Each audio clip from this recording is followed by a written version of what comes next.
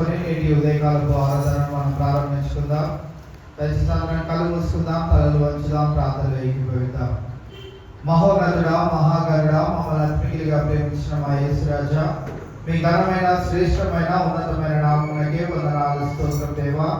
మరి ఒక పర్యాయము నీ ప్రియ బిడ్డలుగా మీ మందిరాలలోనికి చేరి పాటల ద్వారా నేను మహింపరచుటకు, కీర్తన భాగం ద్వారా ప్రభా నీకు స్తుతి యాగము చేయటకు, సాక్ష్యాల ద్వారా నువ్వు చేసిన గొప్ప కార్యములను ప్రభా మరి ఒకసారి మేము రుచి చూడగలుగుటకు, నీ వాక్కుల ద్వారా మా జీవితాలను సరిచేసుకొని నీ కుమారుడైనటువంటి యేసుక్రీస్తు ప్రభువారి యొక్క స్వారూప్యంలోనికి మార్చబడి ఆ యొక్క ప్రభా మరి అవకాశాన్ని, ధన్యతను మరి యొక్క పర్యాయము ఈ పరిశుద్ధ దినాన ప్రభా మా సంఘమంతటికి కలుగు చేసిన విధానాన్ని బట్టి నీకే వందనాలు, స్తోత్రం ప్రభా. సమయాన్ని ముందుగా చేసిన నీ బిడ్డలను బట్టి నీకే వందనాలు, స్తోత్రం ప్రభా. వారిని ఒక ప్రత్యేక రీతిగా దీవించి ఆశీర్వదించండి. ఇంకా మార్గమధ్యంలోనే నీ మందిరానికి రావాలని ఆశ కలిగిన బిడ్డలు కూడా సకాలంలో మరి ప్రభా మరి ఈ యొక్క మందిరానికి చేర్చి అందరము కలిసి ఏక మనసుతో, ఏక భావముతో, ఏక హృదయంతో, ఏక ఆత్మతో ప్రభా మేము అందరం నేను ఆరాధించి నేను కొనియాడే భాగ్యము మా అందరికీ దయచేయమని ప్రార్థన చేస్తూ కూడిగా ప్రారంభించి ఉండగా ప్రభా ఆది నుంచి అంత వరకు మీరే అధ్యక్షత వహించి మీకు మాత్రమే మహిమ, ఘనత, ప్రభావాలు చెల్లినట్టు ఆరాధన ఉన్నట్టు మీ యొక్క సహాయం అనుగ్రహించమని ఈ ప్రార్థన ప్రభు యేసు నామములో అడిగి వేడుకుంటున్నాం మా తండ్రి. మన మధ్యలో బిడ్డలు వచ్చి కొంచెం పాటలు పాడేది మహింపరచవలసిందిగా కూర్చున్నాం.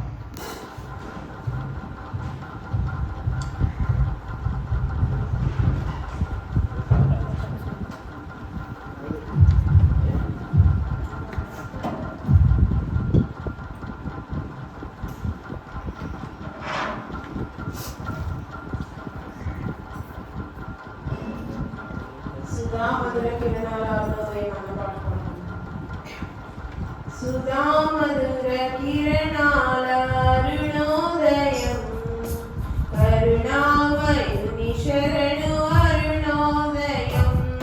సుధామధుర కిరణాల అరుణోదయం, కరుణామయుని శరణు అరుణోదయం. మెరమరుగు హృదయాలు వెలుగైనవి, మెరమరుగు హృదయాలు వెలుగైనవి.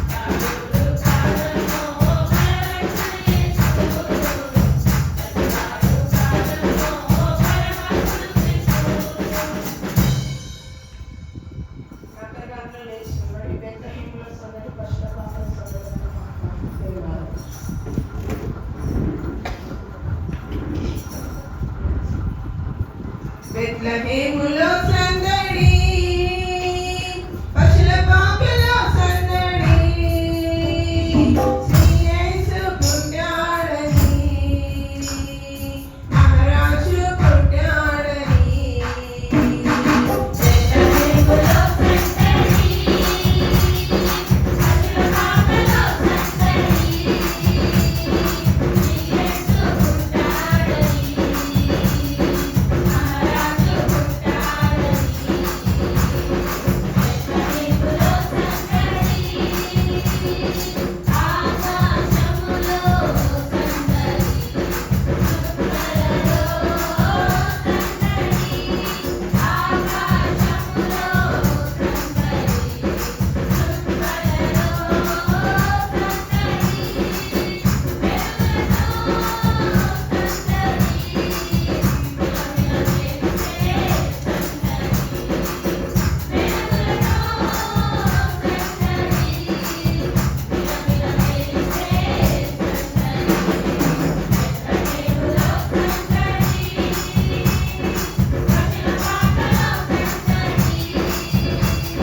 శ్రీ యేసు పుట్టాడని,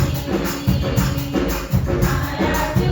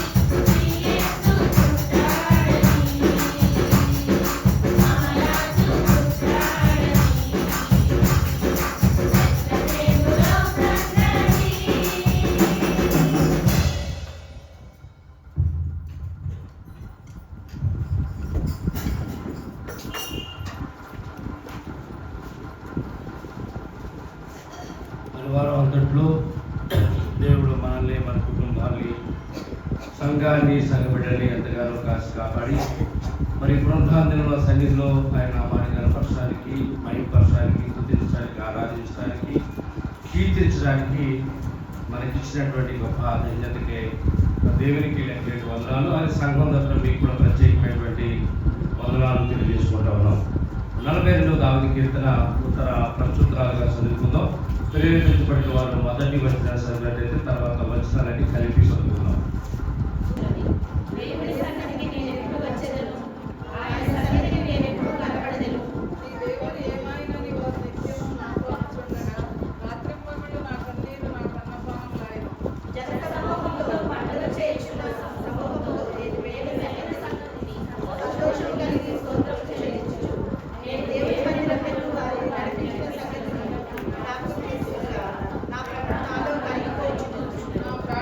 నీ వేల కృంగి ఉన్నావు, నాలో నీ వేల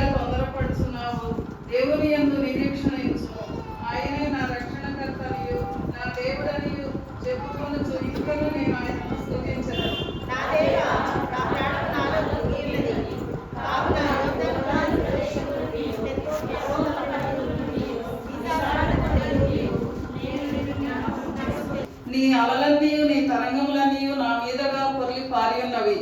అయినను పగటివేళ యెహోవా తన కృపగలముగా నిలుచును. రాత్రివేళ ఆయనను గూర్చిన కీర్తనలు, నా దేవుని గూర్చిన ప్రార్థనలు నాకు తోడుగా ఉండును. కావున నీ వేళ నన్ను మరచి ఉన్నావు. శత్రుబాధ చేత నేను దుఃఖాక్రాంతుడనై సంచరించవలసి వచ్చినేమి అని నా ఆశ్రయదుర్గమైన నా దేవునితో నేను మనవి చేస్తున్నాను. నా దేవుడు ఏమైనా నిలవెల్ల అడుగుచున్నారు. వారు తమ పురుషుల చేత నా ఎదుట నిలుచుచున్నారు. నా ప్రాణమా నీవే నీ వేళ కృంగి ఉన్నావు. నాలో ఈ వేళ తొందరపడుచున్నావు. దేవుని యందు నిరీక్షించుము. ఆయనే నా రక్షణకర్త, నా దేవుడు. ఇంకను నేను ఆయనను స్తుతించెదను. దేవుడి వాక్యం దీవించునుగాక.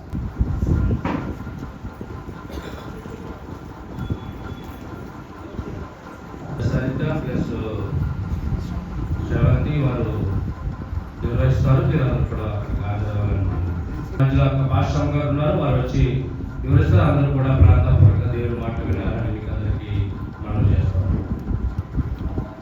నీకు వందనాలు చెల్లిస్తున్నాను.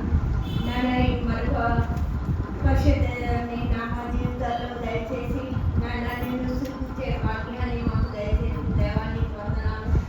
నాన్న ఇప్పుడు 42వ వారు రచించిన కీర్తనలు నేను ధ్యానిస్తుండగా నాకు మార్గాన్ని స్వరాన్ని దయచేసి నీ శక్తితో బలంతో నింపి నీ ఆత్మతో నడిపించి నీ వాక్కులు పలికినట్లు నా స్వరాన్ని ముట్టుమని ప్రార్థిస్తున్నాను.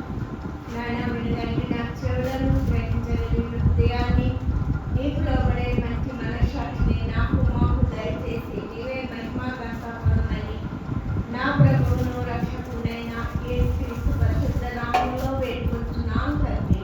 ఆమేన్.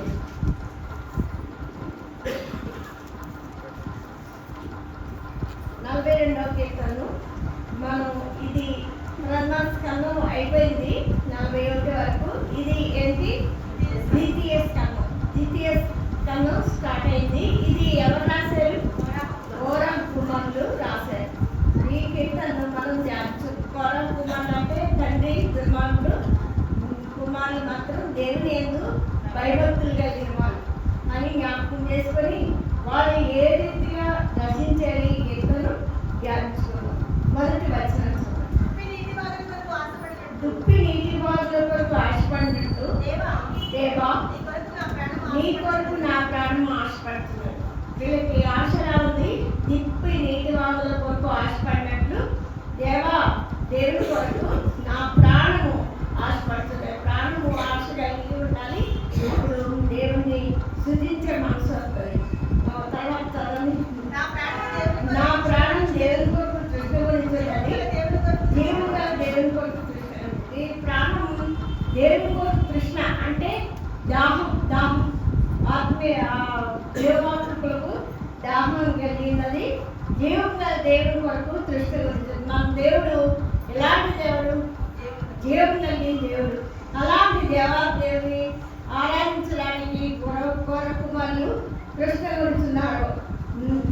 దేవుని సన్నిధికి నేను ఎప్పుడు వచ్చాను? ఆయన సన్నిధిని నేను ఎప్పుడు కనబడతాను? నీ దేవుడు ఏమైనా వారు నిత్యము నాతో నిలుచుండగా రాత్రి పగలు నా కన్నీళ్ళు నా అన్నపానులై. కుమారుల ఆశ ఎలా ఉంది? దేవుని సన్నిధికి ఎప్పుడు వెళ్తాం? ఆదివారం ఎప్పుడు వస్తుంది? దేవుని సన్నిధిలో నేను ఎప్పుడు కనబడతాను? ఆయన సన్నిధి నేను ఎప్పుడు ఆయన కనబడి ఆయన ఆరాధిస్తాను అని వాళ్ళు అందరూ అంటారంటే నీ దేవుడు ఏమయ్యాడు అంటారంటే అన్నప్పుడు అతనికి కుమారులకి రాత్రి మగళ్ళు కన్నీళ్ళు అన్నపానులే అన్నం పానం మనిషి కన్నీళ్ళే ఏడుస్తున్నాడు. దేవుడు ఎందుకు అంటే దేవుని ఆశతో ఆరాధించాలని అనుకరించాలని ఆశ కుమారులకు ఉంది కనుక దేవుణ్ణి ఆరాధించేటప్పుడు ఆశ కొని ఆరాధించాలని నేను అర్థం చేసుకోవాలి. 4వ జనము సమూహంతో పండుగ చేస్తున్న సమూహంతో నేను వెళ్ళిన సంగతి సంతోషం కలిగి స్తోత్రములు చెల్లిస్తూ నేను దేవుని మందిరంలో వారిని నడిపించిన సంగతి జ్ఞాపకం చేసుకుంటాను. ఈ కొర కుమారులు ఎలా వెళ్తున్నారు సంతోషంతో దేవుని స్తోత్రాలు చెల్లిస్తూ దేవుని మందిరం నాకు వాళ్ళు నడిపించిన సంగతిని తెలుసుకున్నప్పుడు వారి హృదయంతో కలిగిపోతుందని అంటున్నారు. 5వ వచనం 11వ వచనం ఒకలాగా ఉంటే కదా, నా ప్రాణమా నీవు ఎలా కృంగియున్నావు, నాలో నీవేళ తొందరపడుతున్నావు.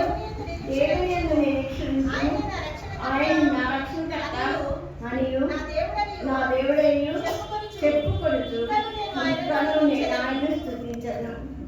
వాళ్ళ బాధ ఎలా ఉంది, ప్రాణం కృంగిపోతుందంట. దేవుని సన్నిధికి వెళ్ళక ఆయన స్తుతించలేకుండా వీళ్ళు అంటున్నారు, నా ప్రాణమా నీవు ఎలా కృంగి ఉన్నావు, నాలో నేను ఎలా తొందరపడుతున్నావు. దేవుని యందు నిరీక్షించు. వాళ్ళ నిరీక్షణ అంతా దేవుని పట్ల ఆయన ఎందుకు ఆయన రక్షణకర్త అయిన దేవుడు నా దేవుడు అని చెప్పుకుంటూ ఇంకనూ ఆయన స్తుతించారు. దేవుడు గొప్ప దేవుడు, దేవుని యందు నిరీక్షించారు. వాళ్ళు ఆయన రక్షణకర్త అని నమ్మారు. దేవుడు నా దేవుడు అని నమ్మిన వాళ్ళు దేవుని స్తుతిస్తున్నారు. 11వ వచనం కూడా నా ప్రాణమా నీవేళ కృంగియున్నావు, నాలో నీవేళ తొందరపడుతున్నావు. దేవుని యందు నిరీక్షించుము, ఆయన నా రక్షణకర్త నా దేవుడు. ఇంకా రెండోసారి ఈ మాట అంటున్నాడంటే వాళ్ళు ఎంత కృంగిపోతున్నారో ఈ వాక్యాన్ని బట్టి తెలుసుకోవచ్చు. కానీ వాళ్ళ నిరీక్షణ ఏంటంటే దేవుని యందు నిరీక్షించుము, ఆయనే నా రక్షణకర్త నా దేవుడు. దేవుడు జల్లు ధన్యుడు కనుక అలాంటి దేవుడిని రక్షణకర్తగా అంటున్నారు. ఈ దేవుడిని ఎందుకు ఆరాధించవలసి వచ్చిందంటే ఎంతో వచనం అయినను పగటి వేళ యెహోవా తన కృపణ కలుగనాజ్ఞాపించును, రాత్రి వేళ ఆయన కూర్చిన కీర్తనను నా జీవదాత అయిన దేవుని గురించిన ప్రార్థనయు నాకు తోడు. పగలంతా దేవుని గురించిన కృప కలుగును ఆజ్ఞాపించును, రాత్రి వేళ ఆయన కూర్చిన కీర్తన నా జీవదాత అయిన దేవుని గురించి ప్రార్థనయు నాకు తోడు. పగలంతా మనం ఏం చేసినప్పటికీ రాత్రి కుటుంబం అంతా కలిసి దేవుని స్తుతించి ప్రార్థన చేసుకున్నప్పుడు ఆ దేవుడు రాత్రి వేళ ఆయన కూర్చిన కీర్తనయు నా జీవదాత అయిన దేవుని కూర్చిన ప్రార్థనయు నాకు తోడుగా ఉండని కొర కుమారులు చెప్తున్నారు. అలాగే మనం కూడా దినమంతా కష్టపడి పనిచేసి రాత్రి కుటుంబంతో కలిసి మనం పాట పాడుకొని దేవుని వాక్యాలు ధ్యానించుకొని ప్రార్థన చేసుకున్నాడు. అప్పుడు దేవుడు వాక్య సెలవుతుంది ఏంటంటే పగటి వేళ యెహోవా తన కృపణ కలుగున అంటే అప్పుడు పగలంతా దేవుడికి ఆధారాలు అనిపిస్తాడు. రాత్రి వేళ దేవుని గురించిన కీర్తన నా జీవదాత దేవుని గురించిన ప్రార్థన తోడుగా ఉంటాయి. ఇంకా మనకి ఆయన కీర్తన ఆయన ప్రార్థన దినమంతా ఆయన కాపుదల మనకి అందించే దేవాదేవిని స్తుతిద్దాం. ఈ అధ్యాయంలో నేర్చుకోవాల్సిన విషయాలు ఏంటంటే